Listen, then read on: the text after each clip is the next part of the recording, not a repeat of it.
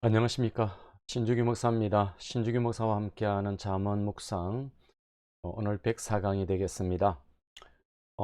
우리가 지금 사순절 기간인데요.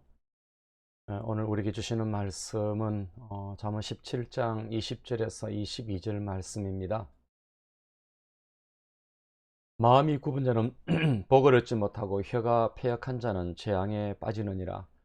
미련한 자를 낳는 자는 근심을 당하나니 미련한 자의 아비는 낙이 없느니라.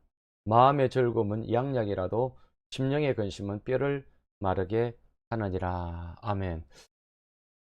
이 말씀으로 행복하고 즐겁게 살자라고 하는 그런 제목으로 함께 말씀의 은혜를 받고자 합니다. 먼저 본문을 좀 이해하는 시간을 갖기를 원하는데요. 여러분 20절은 마음이 마음과 혀에 대한 그런 경고입니다. 마음이 굽은 자는 복을 얻지 못하고 혀가 패역한 자는 재앙에 빠지느니라, 그렇게 말씀하고 있죠. 이런 마음이 굽은 자와 혀가 패역한 자가 맞이할 운명을 이야기합니다. 마음이 굽은 자는 우리가 앞에서 보았던 11절처럼 반역에만 힘쓰지요. 선한 것을 찾을 수 없습니다.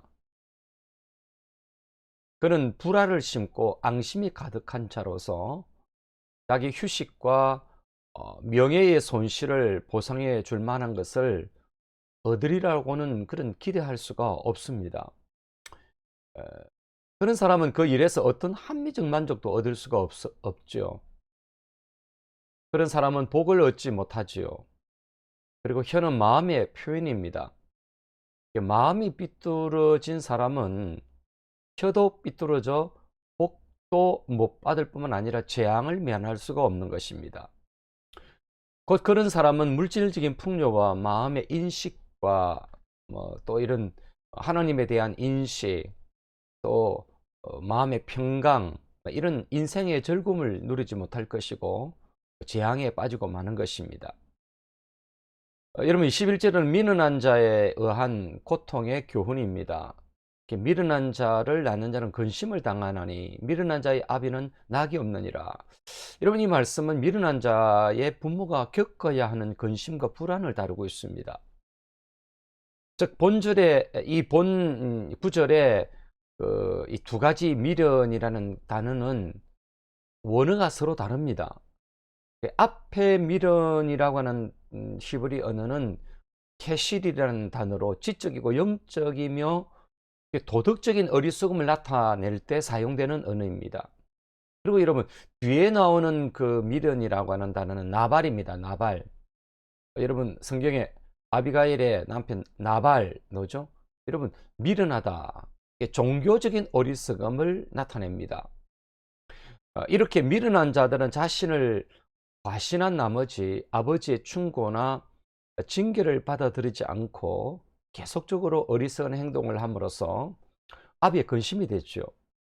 여러분 이처럼 자식이 밀어나면은 부모의 마음은 근심으로 쌓일 수밖에 없는 것입니다. 그래서 그 얼굴에 웃음기를 잃어버리는 것이죠. 여러분 22절은 마음의 즐거움과 근심에 대한 잠언입니다. 마음의 즐거움은 양약에도 심령의 근심은 뼈를 마르게 한다. 굉장히 우리가 잘 아는 그런 구절이죠. 이런 본절에서 마음의 즐거움과 심령의 근심을 대조시키고 있죠. 마음의 평화의 중요성을 강조하는 것입니다. 여러분 양약이라고 하는 것은 치유나 건강을 의미하는 것 아니겠습니까? 그리고 즐거운 마음이 좋은 치유가 되고 육체적 즐거움을 건강을 어떤 정진시키고 유지하게 함을 시사하는 것이겠죠. 반면에 여러분 심령의 근심은 뼈를 마르게 한다, 그렇게 말합니다. 여러분 여기서 뼈라고 하는 것은 몸을 상징하는 그런 의미입니다. 이렇게 윤택한 뼈라고 하는 것은 건강한 몸을 가리키는 게겠죠. 마른 뼈는 건강하지 못하고 생명력이 없는 것을 그렇게 가리킬 것입니다. 이 말씀으로 세 가지를 우리가 적용을 해보는데요. 첫째는 마음도 말도 곱게 하자라고 하는 것입니다. 여러분 입은 삐뚤어져도 말은 바르게 하라는 그런 말이 있지 않습니까? 여러분 입에 장애는 가졌다 해도 말도 삐뚤어지라는 그런 법은 없다라고 하는 것입니다. 저의 고향의 그런 모교회 목사님은 모교회를 섬긴 지는 30년이 넘었습니다. 이제 은퇴를 하시는데 그 모교회 역사 속에서 3년 이상 사역한 사역자는 없었습니다. 교회가 좀 별나가지고요. 그런데 이 목사님은 농촌에 오셔서 30년 이상을 목회를 그렇게 하신 분입니다. 이분은 젊을 때 안면 마비가 와서 입이 조금 돌아가 있습니다. 성도들은 이런 목사님을 맞이할 때 반대도 있었지만은 청병을 하였던 것이죠. 근데 어떻게 이분이 좋지 않은 그런 환경 속에서도 30년 넘게 목회를 할 수 있었을까요? 그것은 뭐 육체적으로는 입은 삐뚤어져도 말은 바르게 하시는 분이었기 때문에 그런 것입니다. 참으로 제가 볼 때는 착실하게 말씀을 준비하신 분이고 그렇게 가르쳤습니다. 그리고 설교집도 내기도 하고요. 성실하게 사역하신 분입니다. 지금은 교회가 뭐 새롭게 잘 짓고 교회 부지도 확장을 시켰다고 그렇게 봅니다. 아무리 여러분 예쁜 입술을 가졌어도 마음이 삐딱하면은요 바른 말을 할 수가 없습니다.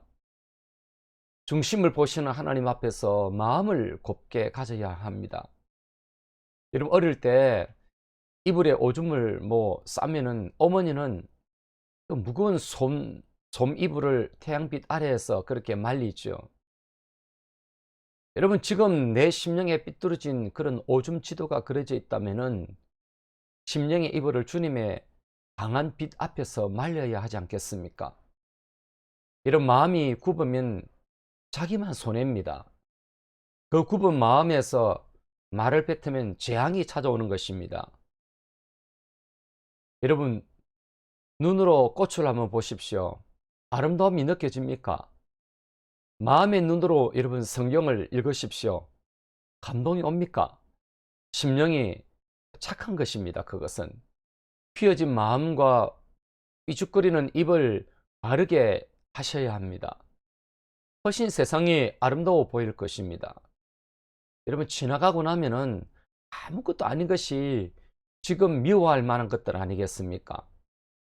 여러분 두 번째는 미련한 자녀가 되지 말자라고 하는 것입니다. 이런 미련한 자녀로 산다는 것은 부모의 짐이고 뭐 고통이고 눈물입니다.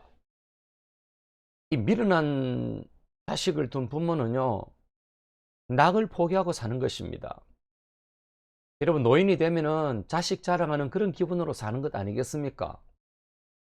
근데 여러분 자식이 자랑할 수 없는 그런 미련한 자라면요 그 부모는 기쁨을 누릴 수가 없는 것입니다. 여러분 다윗의 아들 압살롬은 그 이름의 뜻이 아비의 평화라는 그런 뜻이었지만은 그는 자기 아버지의 최대한 환란거리가 되었던 자입니다. 아비의 왕권을 도둑질하려고 반역을 일으켰죠. 여러분 자녀가 부모의 슬픔이 될 수도 있다는 사실은 자녀를 두고 있는 그런 부모의 바람이나 자녀에게서 얻어가는 부모의 기쁨을 경감시키는 것입니다. 여러분 미련한 자녀로 살지 않도록 하나님을 경외함으로 여러분 지혜로운 자녀가 되어야 하지 않겠습니까?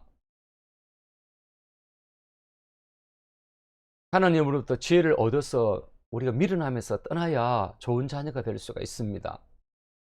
여러분 세 번째는 행복하고 즐겁게 살자라고 하는 것입니다. 이런 마음의 즐거움은 양약이라 그렇게 말씀하죠.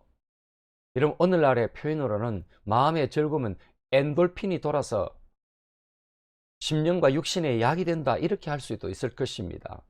여러분 엔돌핀이라고 하는 것은 진통작용을 하는 그런 몰핀이라는 그런 뜻이라고 합니다. 여러분 수술 환자들이 통증을 제거할 때 이 몰핀 주사를 맞습니다. 그런데 이 엔돌핀은 이 몰핀보다도 진통작용이 100배에서 300배나 더 강하다고 그렇게 말합니다. 근데 여러분 이 엔돌핀이 행복하고 즐겁게 웃고 살면은 뇌에서 많이 분비된다고 합니다. 또한 이 엔돌핀이 나오면은 면역 체계를 강화시켜주는 T 임파구가 만들어져서 병원균을 뭐 죽이고 이 병균을 죽이고 병을 낫게 하는 그런 효험이 있다고 합니다. 그래서 여러분, 웃으면 행복해지고 건강해지는 것입니다. 그래서 여러분, 데살로니가전서 5장 16절에 항상 기뻐하라 라는 그런 말씀이 있지 않습니까? 여러분, 그런 면에서 약국과 병원의 또 하나의 처방이 되어야 하는 것이지요.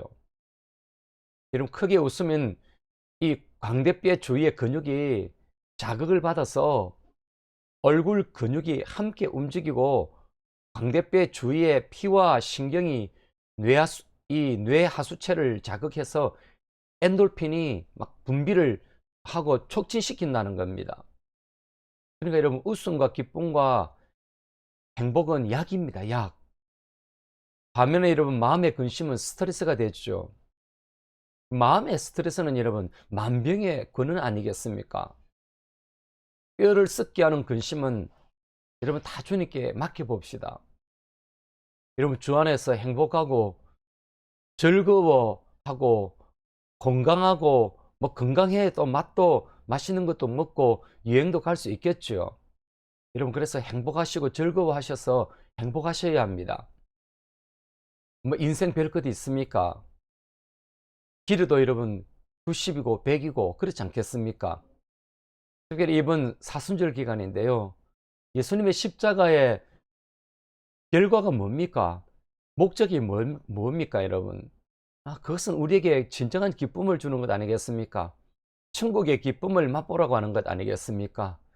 여러분, 이 땅에 살면서 천국의 기쁨을 경험하는 것, 여러분, 그거 대단히 중요한 것입니다. 자, 이렇게 기도로 말무리해 봅니다. 주여, 삐뚤어진 마음으로 말을 쏟아내지 않도록 마음의 평강과 보듬을 주시옵고, 자녀들이 주를 믿어 부모의 근심이 되는 믿는 자가 되지 않게 하소서. 주 안에서 인생을 행복하고 즐겁게 살아서 건강한 삶이 되게 하소서. 아멘. 여러분, 한 주간 여러분 또 승리하시고 이 사순절 기간에 주님의 십자가의 그 은혜로 말미암아 기뻐하고 감사하고 즐거워하고 어떤 고난 가운데서도 여러분 승리하시고 여러분 육신의 강건함도 또 영혼의 강건함도 누리시기를 주님의 이름으로 축복합니다. 감사합니다.